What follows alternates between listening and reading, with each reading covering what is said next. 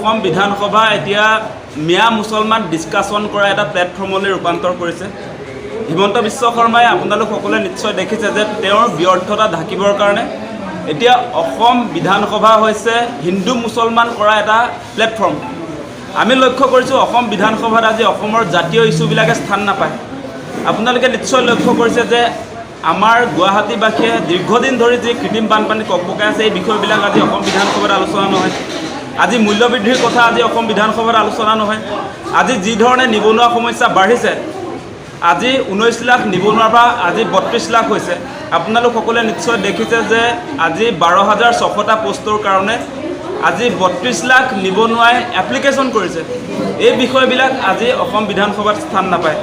আপোনালোক সকলোৱে নিশ্চয় দেখিছে যে বৰ্তমান সময়ত স্মাৰ্ট মিটাৰ যি ধৰণে ডকাইতি চলাইছে সাধাৰণ মানুহৰ ওপৰত, সেই বিষয়বিলাক আজি অসম বিধানসভাত স্থান নাপায়। গতিকে আচলতে এই বিধানসভাটো আচলতে মিয়া মুছলমান ডিছকাশ্যন কৰিবৰ কাৰণে হিমন্ত বিশ্ব শৰ্মাই এটা প্লেটফৰ্ম সজাই লৈছে নেকি বাৰু? আমাৰ সেই প্ৰশ্ন আজি আমাৰ মনলৈ উদয় হৈছে। আজি আমি দেখিছোঁ যে আমাৰ যিবিলাক জ্বলন্ত সমস্যা, এইবাৰ বানপানীত 100জনতকৈও অধিক মানুহে মৃত্যুবৰণ কৰিলে, সেই বিষয়েও আজি অসম বিধানসভাত স্থান নাপায়।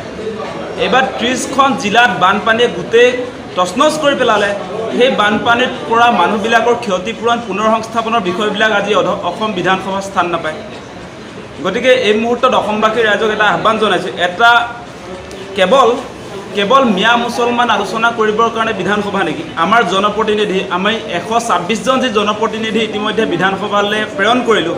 আমাৰ প্ৰতিটো সমষ্টিৰ যিবিলাক আমাৰ আঞ্চলিক সমস্যা, আমাৰ যিবিলাক সমস্যা আছে সেইবিলাকটোতো অসম বিধানসভাত আলোচনা হ'ব বুলি ভাবিছিলোঁ। আজি বান গৰাখহনীয়াৰ কথা অসম বিধানসভাত আলোচনা হ'ব বুলি ভাবিছিলোঁ আমি, সেইবিলাকতো আলোচনা নহয়। আজি ৰাস্তা ঘাটৰ কথা আজি অসম বিধানসভাত আলোচনা নহয়।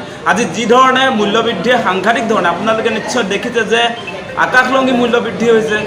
মানুহে আচলতে এতিয়া মানে খাদ্য সামগ্ৰী ক্ৰয় কৰিব পৰা নাই। আজি আলুৰ দাম 50 টকা হৈ গ'ল, তাৰ পাছতো আচলতে মূল্যবৃদ্ধিৰ সংক্ৰান্ততো চৰকাৰৰ কোনো কৰিবলগীয়া কাম নাই। গতিকে এই বিষয়বিলাক আপোনালোকক দৃষ্টিগোচৰ কৰিছোঁ। আপোনালোক সকলোৱে নিশ্চয় দেখিছে যে বৰ্তমান সময়ত হিমন্ত বিশ্ব শৰ্মাই নিজৰ ব্যৰ্থতা ঢাকিবৰ কাৰণে অসমৰ জাতীয় যিবিলাক সমস্যা আছিলে সেইবিলাকক লৈ আচলতে অসম বিধানসভাত আলোচনা নহয়।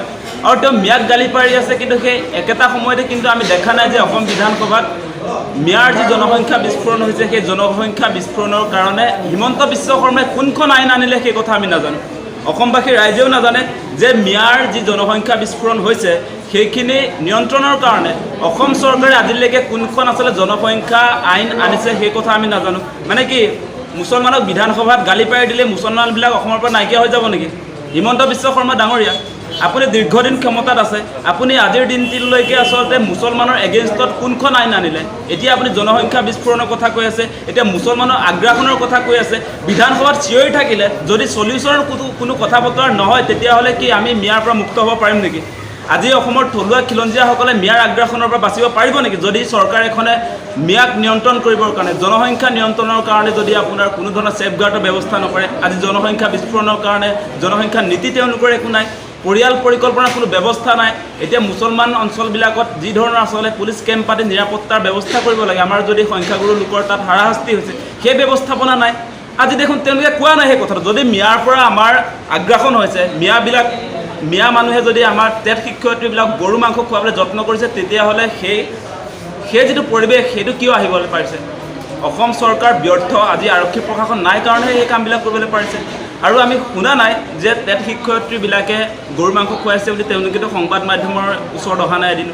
আমি এনেকুৱাহে পাইছোঁ যে টেট শিক্ষয়িত্ৰী কালি এগৰাকী মিচিং সম্প্ৰদায়, তেওঁ কৈছে যে তেওঁ মুছলমান মিয়া অঞ্চলত তেওঁ 4 বছৰ ধৰি কৰ্মৰত, কিন্তু আজিৰ তাৰিখলৈকে তেওঁ তেনেকুৱা ধৰণৰ কোনো কথা বতৰা হোৱা নাই। মিয়া মুছলমানে তেওঁক এদিনো অশালীন ব্যৱহাৰ কৰা নাই। গৰু মাংস খোৱাটো বহুত দূৰৰে কথা। এগৰাকী চলিহা নামৰ টেট শিক্ষয়িত্ৰীয়ে কৈছে তেখেতেও মিয়া অঞ্চলত চাকৰি কৰি আছে, তেখেতেও কৈছে এইটো আচলতে সাম্প্ৰদায়িক বিষবাস্প বিয়পাবৰ কাৰণে হিমন্ত বিশ্ব শৰ্মাই এই কথাবিলাক কৈ আছে। কিন্তু বেছিক কথাটো কি? এতিয়া আমি ওপৰতে কথাবিলাক কৈ থাকিলেতো নহ'ব।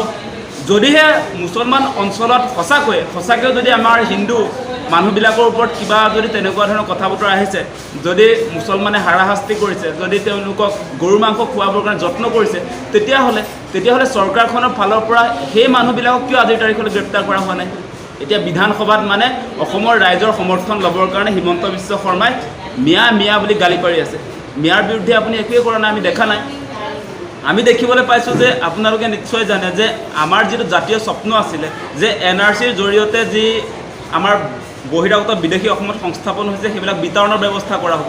NRC আপডেট সেইকাৰণে কৰিছিলে অসমবাসী ৰাইজে। আজিৰ দিনটোত NRCত যে 2000 কোটি টকা খৰচ হৈ গ'ল, NRC যে আমি লাইন পাতি ফিল আপ কৰিলোঁ, সেই NRC কাম কাজ কিমান অগ্ৰগতি হ'ল? আজি আপোনালোকে খিলঞ্জীয়া মানুহৰ নিৰাপত্তাৰ কাৰণে 6 জনগোষ্ঠী জনজাতিকৰণ কৰিলেনে? আজি আপোনালোকে আমাৰ অসম চুক্তিৰ 6 নং দফা কাৰ্যকৰী কৰিলেনে? যিটোৱে সাংবিধানিকভাৱে অসমক প্ৰটেকশ্যন দিব, সেই কামটো আপুনি কৰিলেনে? আপুনি কেৱল মুছলমানক গালি পাৰি থাকিব, তাৰ পাছত যিবিলাক যাৱতীয় কাম কৰিব লাগে সেইবিলাক নকৰে। সেইটো আমি কেতিয়াও নামানো। আৰু অসমবাসী ৰাইজক আমি আহ্বান জনাইছোঁ, হিন্দু মুছলমানৰ যি ধৰণে ৰাজনীতি হিমন্ত বিশ্ব শৰ্মাই